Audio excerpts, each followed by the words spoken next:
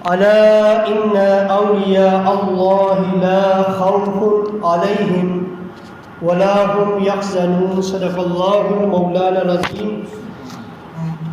الصلاة والسلام عليك يا سيدي يا رسول الله وعلى آلك وأصحابك يا حبيب الله.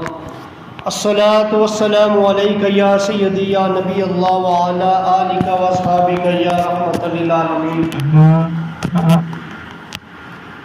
شاہ است حسین بادشاہ است حسین، شاہ است حسین بادشاہ است حسین، دین است حسین دین پلا است حسین، سرداد نہ داد دست در دست یزید، حقا کے بنائے لا الہ است حسین. 11ویں سپارے میں سورہ یونس اس کی آیت نمبر 62 تلاوت کی ہے کہ رب کائنات فرماتا ہے خبردار سن لو جو اللہ کے ولی ہوتے ہیں، الا ان اولیاء اللہ، جو اللہ کے ولی ہوتے ہیں ان پر کسی چیز کا کوئی خوف نہیں ہوتا، ان پر نہ کسی چیز کا خوف ہوگا اور نہ وہ غمگین ہوں گے. اللہ تعالیٰ کے جو ولی ہیں، اللہ کے جو اولیاء ہیں، بات اللہ کے ولی اور بات جیسے اللہ تعالیٰ کے برگزیدہ بندوں میں جن کو سب سے اونچا مقام حاصل ہے وہ کون ہیں؟ نبی ہیں. تو بعض اولیاء ایسے ہیں جن پر انبیاء بھی فخر کریں گے، رشک کریں گے، شہداء بھی ان پر رشک کریں گے. اور یہ میں نے نہیں کہا، یہ آقا علیہ الصلوۃ والسلام کا فرمان ہے. سنن ابو داؤد میں اور نسائی میں یہ حدیث موجود ہے کہ حضور علیہ الصلوۃ والسلام نے فرمایا، حضرت عمر بن خطاب رضی اللہ تعالیٰ عنہ سے روایت ہے، آپ فرماتے ہیں کہ قال النبی صلی اللہ علیہ وآلہ وسلم ان من عباد اللہ لاناسا، کہ بے شک اللہ کے وہ بندے جو برگزیدہ ہوتے ہیں، برگزیدہ بندے، نیک بندے. قرآن مجید نے کیٹیگریاں گنوائی ہیں، من النبیین والصدیقین والشہداء والصالحین. یہ صالحین کی بات ہو رہی ہے، آخری درجے کی بات ہو رہی ہے. من النبیین والصدیقین والشہداء والصالحین، صالحین کی بات ہو رہی ہے. صالحین میں شہداء بھی اگرچہ آتے ہیں اور صدیقین بھی آتے ہیں، یعنی غیر نبی میں جو شہداء ہیں اور جو صدیقین ہیں وہ دونوں صالحین میں آتے ہیں. تو یہ درجے ہیں. حضور علیہ الصلوۃ والسلام نے ارشاد فرمایا کہ اللہ کے برگزیدہ بندے ما ہم بانبیاء ولا شہداء، نہ وہ نبی ہیں نہ وہ شہید ہیں.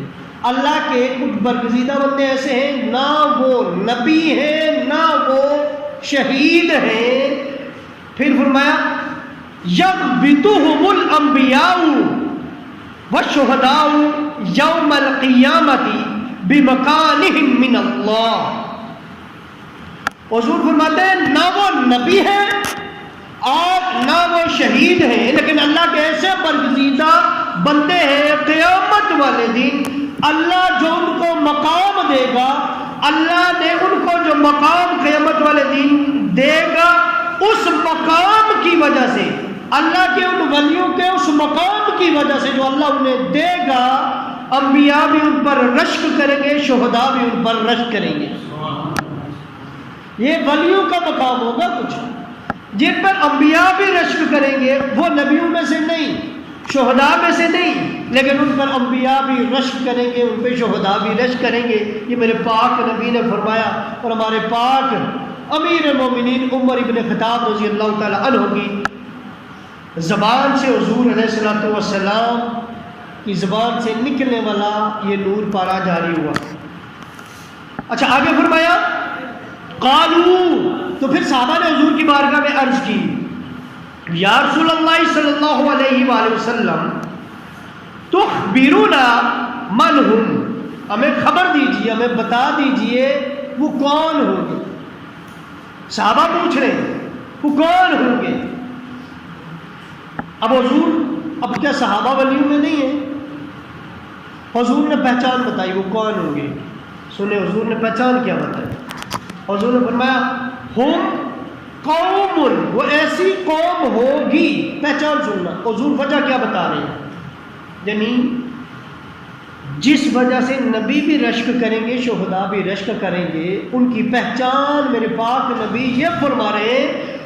حضور نے فرمایا قوم تحابوا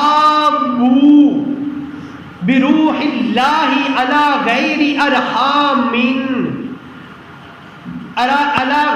ارحام بینہم ولا اموال یتعاطونہا، وہ ایسی قوم ہے، وہ ایسے لوگ ہوں گے جو آپس میں محبت کرتے ہوں گے، جو آپس میں محبت کرتے ہوں گے، لیکن رشتہ داری کی وجہ سے نہیں، نہ ہی مال کی وجہ سے، بلکہ اللہ کی محبت کی وجہ سے۔ یعنی انہوں نے ان لوگوں کی پہچان بتائی، وہ ایک دوسرے سے جو محبت کریں گے وہ مال کی وجہ سے بھی نہیں کریں گے، رشتہ داری کی وجہ سے بھی نہیں کریں گے، ایک دوسرے سے ان کی محبت صرف رب کائنات ہی کی وجہ سے ہوگی۔ اس کا مطلب یہ پتہ نکلا کہ جو بندے مال کی وجہ سے ایک دوسرے سے محبت کرتے ہیں وہ تو دنیاوی مقصد کے لیے لالچی ہیں، یا رشتہ دار کی وجہ سے محبت کرنا یہ بھی دین ہے، لیکن اس میں دنیا داری بھی آتی ہے۔ لیکن صرف اللہ کی وجہ سے محبت کرنا، اس میں صرف اللہ تعالیٰ کی محبت ہے اور اس میں صرف خلوص ہے، اور اس میں رشتہ داروں کی محبت بھی آ جائے گی، اس میں مالداروں کی محبت بھی آ جائے گی، اس لیے کہ وہ کسی مالدار سے بھی محبت کرے گا، اس کا مال دیکھ کر نہیں کرے گا، یا وہ کسی رشتہ دار سے بھی محبت کرے گا، اس کی رشتہ داری دیکھ کر نہیں کرے گا، بلکہ اس کے انداز سے پتہ چلے گا کہ یہ ہر ایک اس سے محبت کرتا ہے جو اللہ کا بندہ ہے۔ یہ جسے بھی دیکھتا ہے کہ یہ اللہ کا بندہ ہے، جسے بھی نیک سمجھتا ہے یہ اس سے محبت کرنے والا ہے، اور وہ لوگوں سے ملتا بھی صرف اللہ کی رضا کے لیے ہے، اور جس سے بھی ملتا ہے رب کی رضا کے لیے ملتا ہے۔ پھر فرمایا وہ ایک دوسرے سے محبت نہیں کرتے مگر اللہ کے لیے، نہ کہ رشتہ داروں کی وجہ سے اور نہ کہ مال کی وجہ سے۔